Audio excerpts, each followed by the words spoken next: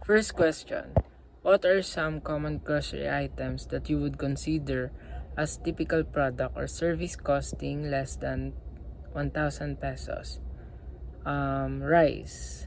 Question number 2, how do you think the affordability of these products affects consumer behavior? Yung affordability ng price ng rice is nakaka-apekto sa mga consumers kasi kapag tumaas ang presyo ng bigas, since daily necessity sila, kailangan natin sila sa araw-araw, at kapag tumaas po yung presyo ng bigas is syempre po mas magsisettle ang mga consumer, mga buyers sa mas mabababang price po ng rice like NFA, ganun po.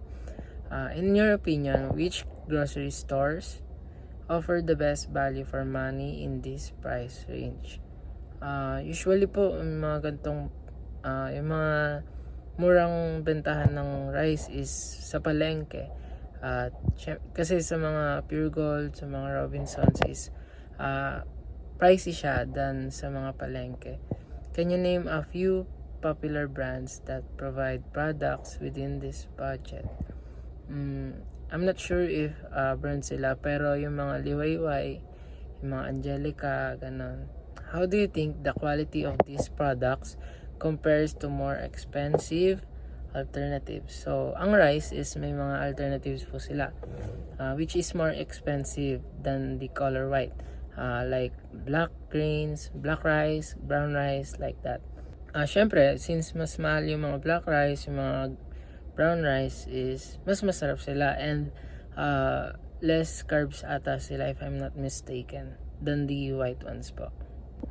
Next is, what are some strategies grocery stores use to keep their prices low while still maintaining profitability? I think their price monitoring and yung pagiging price competitive ng kanilang mga tinda, kasi 'di ba? Kapag they monitor the prices kung saan nila kinukuha yung product, then kung magkano yung profit na ipapatong nila for that, and they are making sure na mas mababa yung price nila than their competitors. That's why I think ayun yung nagiging strategies nila kung bakit profitable pa rin yung store nila even though low ang price ng kanilang mga tinitinda. In your experience, do you think customers prioritize price or quality when purchasing groceries? Kung ako yung tatanungin, syempre, dun ako sa quality kahit pricey. Pero, syempre, most of the Filipino, alam naman natin na nagsisettle sila sa mga mababang price. Kahit yung quality is hindi naman ganun kataas, it's because of their na rin siguro, kakulangan or nagtitipid. Low-cost products is very important sa mga tao, especially sa mga Pinoy na kapos, kasi ayun lang yung afford ng budget nila. How do you think the availability of these low-cost products impacts food accessibility for people with limited budgets? So, syempre, yung low-cost products is very important, especially sa mga Pilipino na kapos, hindi sapat lang yung budget para sa araw-araw at walang sobra. At syempre, how do you think the availability of these low-cost products impacts food accessibility for people with limited budgets?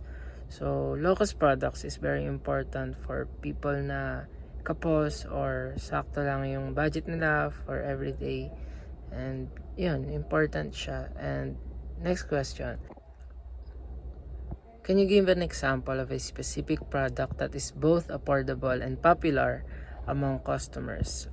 I think Lucky Me, yung mga noodles nila, yung pancit canton, like that. Kasi siya, affordable, then popular siya kasi 'di ba? Syempre, kapag nakita natin sa FB yung mga pancit canton, yung mga noodles na may kasamang nilagang itlog na sunny side up pa yung luto ng nilaga, ganon. Kumbaga popular siya yet affordable.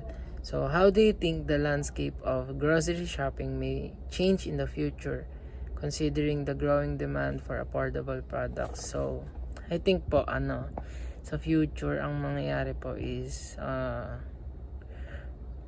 pupunta tayo ng shop, grocery store, physically. Then, i-scan na lang natin yung mga code ng products. Then, magbabayad tayo sa counter without the needs na bitbitin yung mga products. Dahil i-scan lang natin sila, QR code. Then, yung product, babayaran natin siya sa physical store. Then, madi-deliver na siya sa bahay. Ganun. I think ganun yung mangyayari sa future. Kumbaga, more on high-tech talaga. Hello everyone, I'm Jenica Duhilag, working mom and a mother of 2. As a working mom in your specific job, what specific needs and desire does the product or services fulfill the customer? By functional needs, yun yung mga basic needs a product or service na sineserve. They are often na madali lang mahanap, katulad ng example, cellphone. Kailangan natin ng cellphone para makipag-communicate sa mga relatives and even sa mga friends na nasa malayo, 'di ba? Tsaka pwede rin yung itong entertainment, tsaka mga ibang information at iba pa. Question number 2. How does the customer perceive the value of the product or services in the relation to their personal goals? For me, identifying personal goals, ito yung mga needs versus wants. So, magsisimula ka either needs, katulad ng mga kailangan mo sa pang-araw-araw. Yung mga wants naman, yun yung mga luho mo. Or, yung mga pangarap mong built-in.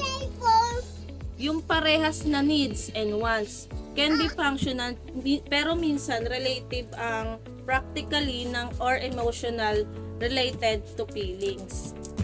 Question number 3. In what ways does the customer believe the product or service will enhance their lifestyle or self-image? By lifestyle enhancement, for example, yung mga convenience and efficiency. So, customers might value products and services that simplify their lives. For example, yung grocery delivery app. So, nakaka-save siya ng time and also less effort na din para pumunta ka pa sa or mapagod sa biyahe. Sa example na yan, enhancement natin yung efficiency of convenience. Question number 4. What emotion does the customer associate with the decision to invest in this product or service? For me, customer experience ay merong range ng emotions. Tulad sa pagde-decide ng mag-invest sa isang product or service. For example, happiness and satisfaction by feeling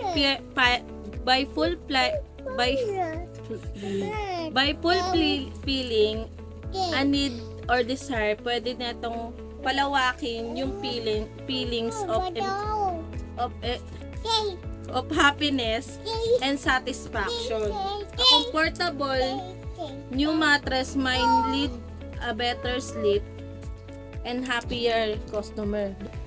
So, para sa akin, important yung pagkakaroon ng brand reputation sa pagkakaroon ng building customers relationship.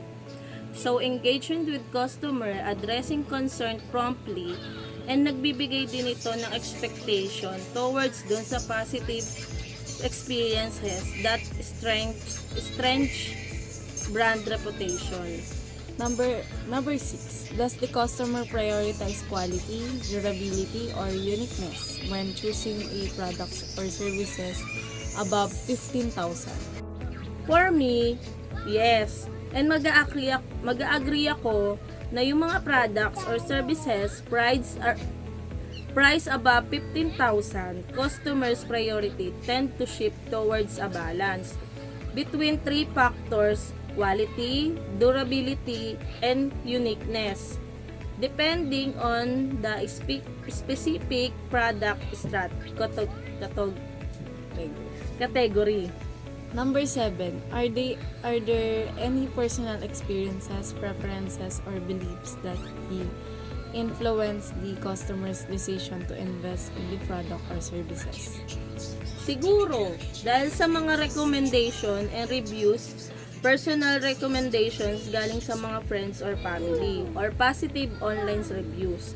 Yung mas nakaka-build trust and encourage investment in a product or service. Number 8, does the customer consider the social status or prestige associated with owning the product or using the service?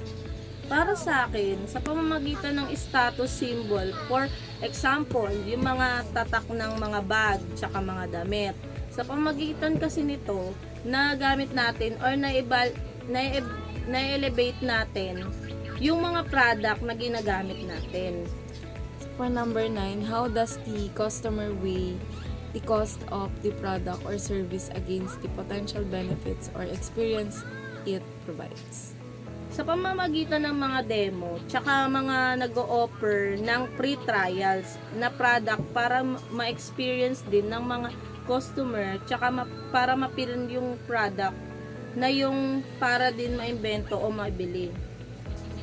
So last question, in what ways that the customer personality or values align with the product or services make it an attractive investment?